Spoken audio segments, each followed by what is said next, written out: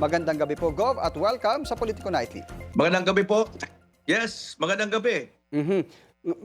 Gov, nasa alert level 2 ang Mayon. Ano po yung kasalukuyang sitwasyon ngayon dyan sa ground, sa Albay, sa Lalawigan? So far ho, normal pa naman at maganda kasi hindi umuulan. Alam Mhm. mo naman 3 years ago, maraming deposito pa diyan sa paanan ng Mayon. Mhm. 'Yun ang binabantayan natin, no?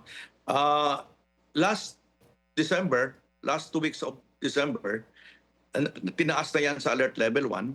So kaninang umaga, itinaas ulit 'yan sa alert level 2. Meaning, talagang hihigpitan natin yung ating 6 PDC or 6 kilometers permanent danger zone na talagang wala dapat human activity. For Mhm. example, yung mga paratanim natin kasi mataba ang lupa dyan.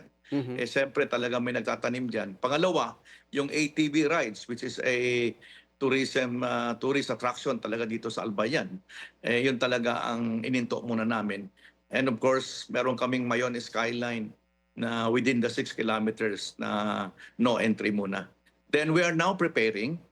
Nagpalabas na po ang inyong lingkod ng advisory through the Disaster Risk Reduction Management Council ng Albay sa lahat ng mga local government units na bantayan maigi yung kanilang mga area of responsibilities sa pinalabas natin na directive na no activity or human activities sa 6 kilometer permanent danger zone.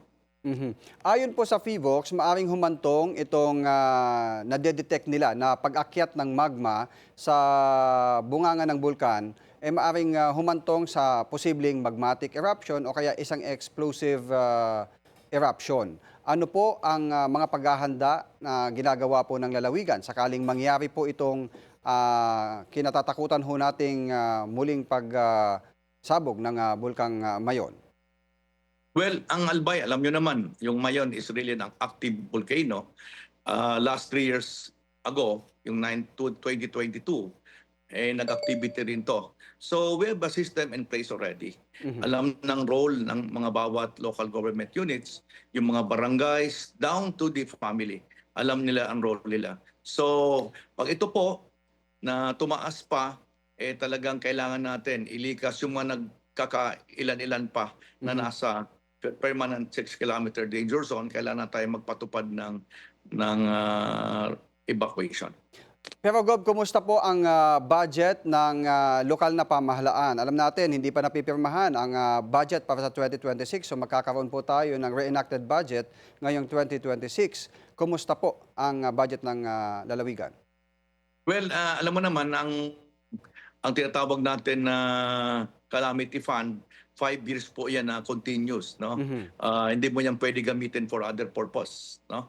Meaning, yung mga hindi nagamit uh, beginning 5 years ago, nandiyan pa 'yan. So Mhm. anytime na kailangan natin ng pera, Mm. pwede natin gamitin 'yan. Pero nagkaroon na siya ng magmatic eruption noong 2023. 2, O 22. 2022. Yes, 2022. So, Yan ang ah, pinaka-last niya. Although naging very active siya the mhm. past 10 years, no? Mhm. Nagkaroon tayo ng tatlo ng activity. Before kasi, every 10 years yan. Pero ngayon, nalata namin talagang very active siya. Mhm. Although not as, yung talagang destructive, no? Mm. Pero Gob, 'di ba sa mga nagiging history ng pagputok nitong Mayon, parang nagiging alternate, kung magmatic sa taon na ito, sa mga susunod na pag-alboroto niya magiging explosive eruption. Ano po yung mga paghahanda niyo sakaling magiging explosive o yung pagbuga ng makapal na usok na may mga kasamang debris? You know, yung sa posibilidad will always be there. Mhm. That's why meron kami tinatawag na template talaga diyan Mhm. na ano yung alert level 2, 3, 4, and 5, no? So meaning, ang Albay po noted diyan sa disaster management. Mhm. So kami lahat nakaantabay up to this early, kahit alert level 2 pa lang, eh talaga naghahanda na yan. Kahit yung mga kababayan namin na malapit doon sa 6 kilometer permanent danger zone, yung tinatawag namin extended Aha. 8 kilometers, eh gagalawin natin yan. Kapag, Alam nila yan. kapag itinaas na yung Pag alert tinaas level. po yan. Yeah, Oo, pag oo. tinaas. Kumusta po yung mga evacuation center? Alam ko ang Albay, may mga nakahanda na separate na mga evacuation centers na Yeah, matitibay. yeah. Oo. Like in Legazpi, meron kami mga linagay na evacuation center Mhm. na double purpose, no? Hindi gaya ng iba, yung paralan ginagamit na Mhm. evacuation. Sa Legazpi, meron kami nilagay in other parts of Albay Mm. na meron kami mga evacuation na nagagamit ng paralan sa pag-aaral ng mga bata kung hindi namin nagagamit. Pero hindi pa kompleto to ha. Hindi pa lahat yung mga i-evacuate natin. That's why naka-ready palagi yung ating mga paralan, especially yung mga public schools sa iba't ibang parte ng Albay na malimit na apektado nitong pag-alboroto ni Mayon. Kadalasan, Gov, ang nagiging problema ng mga LGU kapag may mga ganitong kalamidad, yung sa pilitang pag-evacuate doon sa mga residente, lalo na yung may mga inaalagaang hayop. Kumusta po Mm. ang evacuation centers natin para doon sa mga alagang hayop naman ng ating mga kababayan dyan sa Albay? Yeah. You know, through the years, yung acceptance ng tao, siyempre for the safety, andyan na yan, no? That's why yung communication, yung education naming campaign is really down to the lowest level. Ito naman mga hayop, ito talaga magiging issue, lalo na kung umaba to, no? Hindi gaya Mhm. ng bagyo, isang gabi lang yan. Correct. Ito, it may take 2, 3, or even more, no? That's why parte po yan sa preparasyon namin, naglalagay kami ng isang lugar na doon pwede nilagay yung kanilang mga hayop. Mhm. Kasi kung pag-alboroto nito, nung nakaraan 2022, binabanggit nyo, di ba, umabot ng parang 6 na buwan yung Yung pag last, mhm. matagal-tagal yun, no? Oo. Yung state of calamity, talagang, pero ang kwan lang doon, ang medyo maganda lang, hindi siya nagkaroon ng yung talagang explosive eruption. Mhm. Oo, kasi parang magmatic flow lang yung mga Magmatic. nangyari, oo. Yun ang, actually yun ang dinarayo ng ating mga kababayan, ng mga turista na Yes. pinupunta Pero diyan. tumagal. Mhm.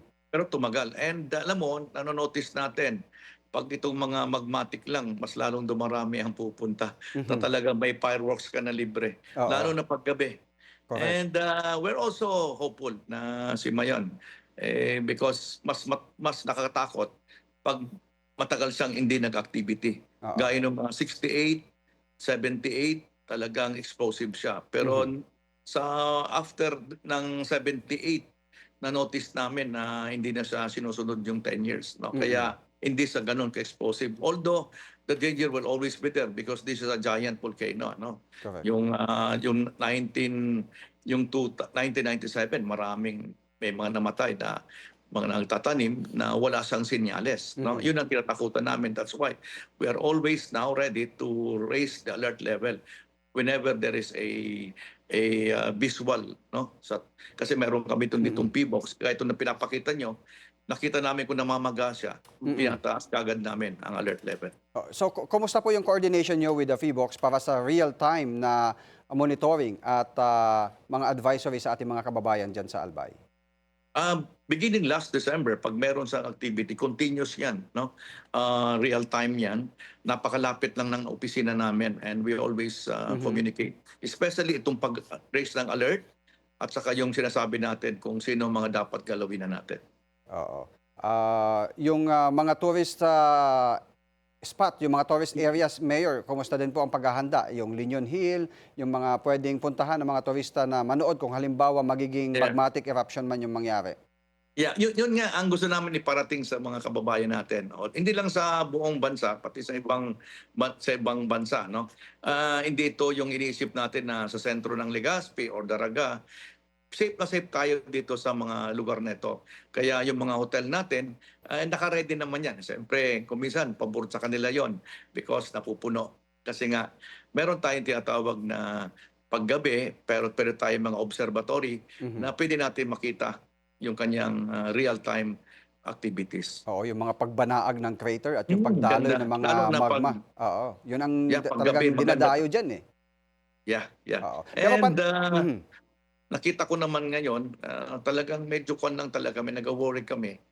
Yung mga latest, sana kung napapicture ko sa inyo, talaga namamaga siya, no? Mhm. So, tama yung sinabi ng P-box. Yung magma kasi, pag tinulak yan ng tinulak, yan ang mag-cause ng explosion Mhm. or magmatic eruption. Okay, panawagan niyo na lang sa mga residente natin diyan na malapit sa Mayon, Gov, go ahead.